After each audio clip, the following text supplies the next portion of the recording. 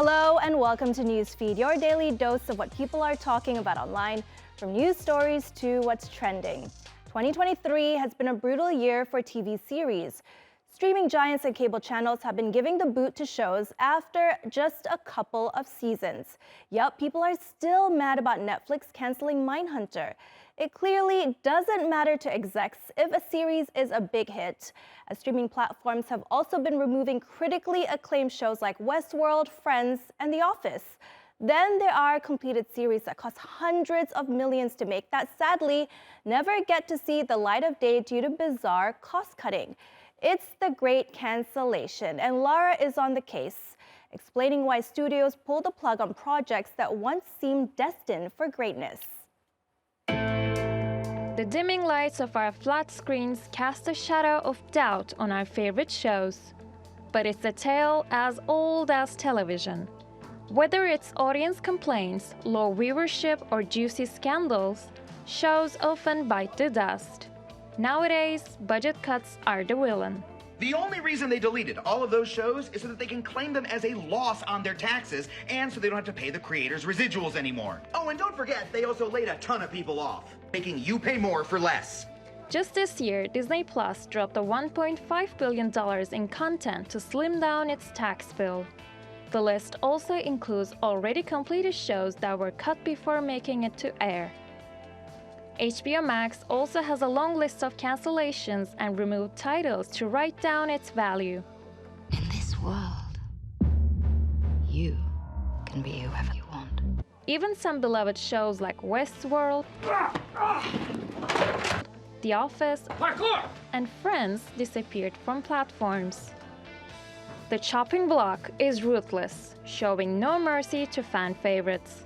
TV shows Netflix has canceled in 2023. Free Ridge, which is the spin-off to On My Block, T99, which was canceled after just one season, Warrior Nun, which people are still mad about to this day, Inside Job, I never watched it, but I heard it's really good. Netflix is usually held up as the big bad in this arena. There's even a trend cancel Netflix going around from betrayed fans of these shows. Because a lot of these shows seem popular. They're in the top 10 trending on Netflix. Netflix just makes a lot more shows than everybody else, which is demonstrably true. In the third quarter of 2022 alone, Netflix released more than 5 times the amount of episodes than any other streaming service. I think in the future, they've already committed to focusing on quality over quantity. After an era of excess, the entertainment industry is shrinking. Amidst all this, the Hollywood actors and writers' strikes are also putting shows on pause. Every time you find yourself here, it's because you chose to come back. Projects like Severance, Stranger Things, and Emily in Paris, among many others, have all been delayed. And many fear that they may not return at all, leading viewers to feel like it's not just shows that are disappearing, but the magic that keeps us glued to our screens. The ongoing Hollywood actors' strike means that those under the union are prohibited from doing most on and off-camera work. Many of them have had to look for alternative sources of income. One option is Cameo, a short video app. The gig is simple: make a personalized message for fans in exchange for a quick buck.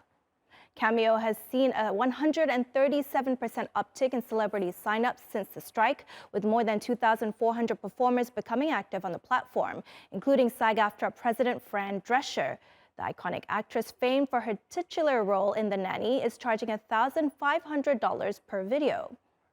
If that's a bit over, or who knows, under your budget, there are many other celebs you can commission. Hi, I'm Brian Cox. I play Logan Roy, and if you want me, I will tell you to off in a very uncertain manner. Oh, Kirk LaCobb. Look who it is. It's no.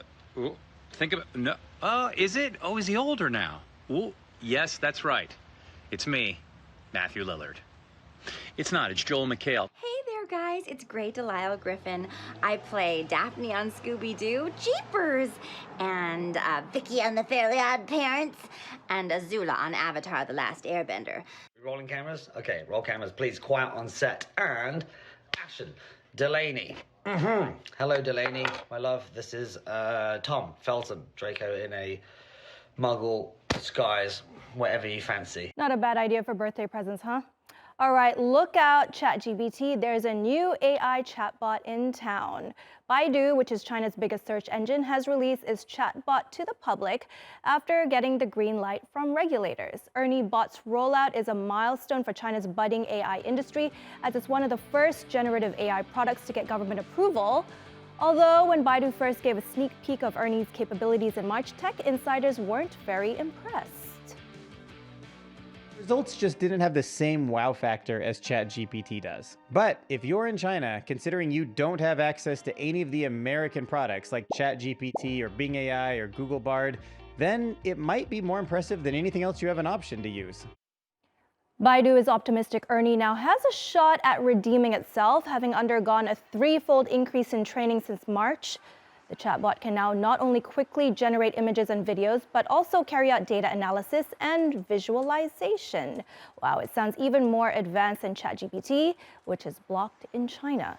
Ernie's public rollout on Friday comes just weeks after the Chinese government introduced sweeping new regulations governing AI, officially bringing ChatGPT-style services to more than 1 billion internet users.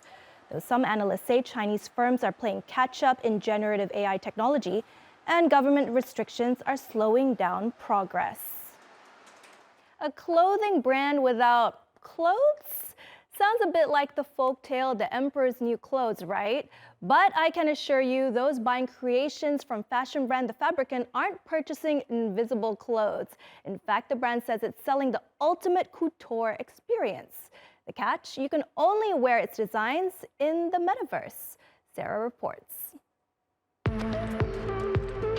What would you wear in the metaverse? The options are limitless. You can break fashion rules and wear clothes that seemingly defy gravity.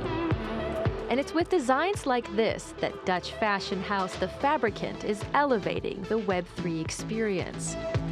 Niall Cottrell is one of the designers behind The Fabricant's boundary-pushing looks. After working for renowned brands like LVMH, Versace, and Alexander McQueen, he decided to trade in his sewing kit and scissors for a laptop and mouse.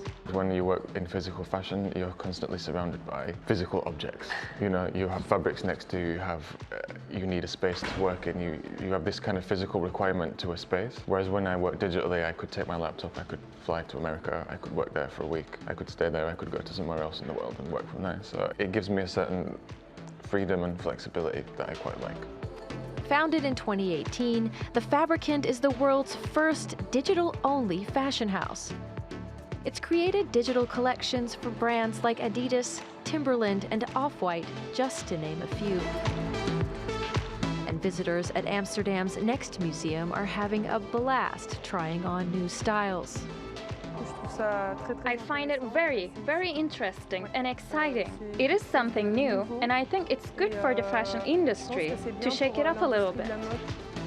Aside from kitting out metaverse avatars, The Fabricant has a vision of making the traditional fashion industry more eco-friendly.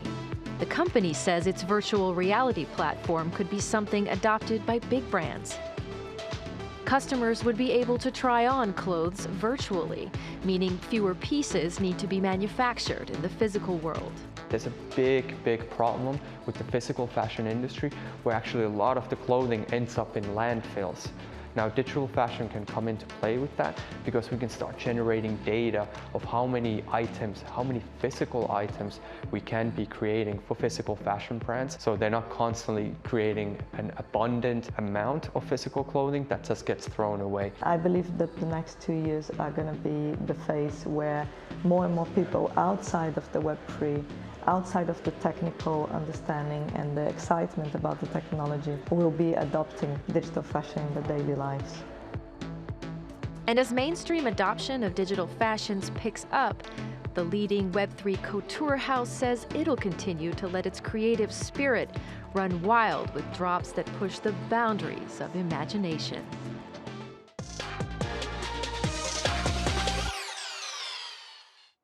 All right, on to what's trending. The personal finance scene online can be quite sketchy. You get crypto bros telling you what coins will take you to the moon with rocket emojis. So it was sort of a breath of fresh air when girl math went viral recently.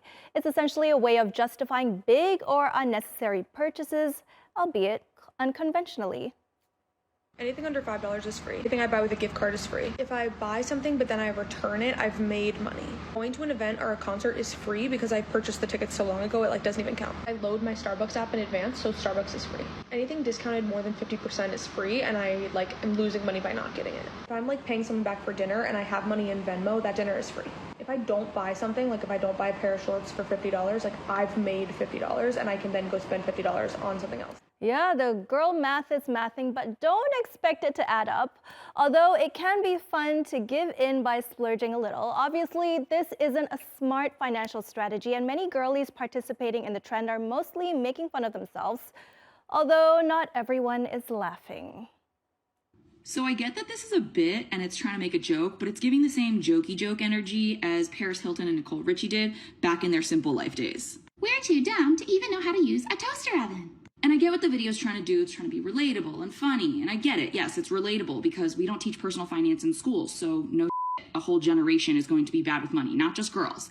But I don't think the video is funny at all. Because for so long, we've perpetuated a stereotype that people who are good with money look like this. And guess what? They don't. Here's the real girl math backed by girl facts. Men carry more credit card debt, personal loan debt, auto loan debt than women. Single women are more likely to own homes than single men in nearly all states. And my favorite, women's rate of return on investments has been found to be higher than their male counterparts. My face, her face, and your face are what the next generation of finance looks like.